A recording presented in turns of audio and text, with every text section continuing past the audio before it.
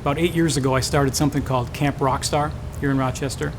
And, going back to the beginning days of Uncle Plum when I played live, whenever we would do any outdoor festivals or anything that was family friendly, the last song of the night, I would bring up as many little kids on stage as possible. And we would kind of give them an opportunity to express themselves. I'd pull out the smallest, cutest kid up front, hand him the mic, and give him some direction. And it was incredible to see how some kids you could tell that that's life-changing for them. When they've got 2,000-3,000 people at the Fairport Music Festival screaming, making them feel like rock stars. And I just said to myself one day, I said, I need to figure out a way to continue giving kids this experience of what it feels like to be a rock star and what it feels like to be on stage with 4 or 5 people coming together, kind of like a basketball team or a football team or a soccer team. How can we come together with a common goal of going on stage and performing in front of people and having it be successful?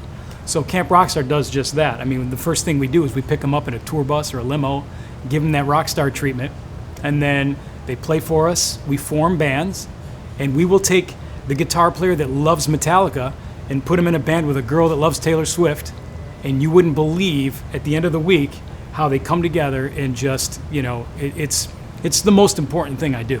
More important than Daughtry, more important than besides my family, it's the most important thing I do, because at the end of the week, you see where these kids, how far they've come.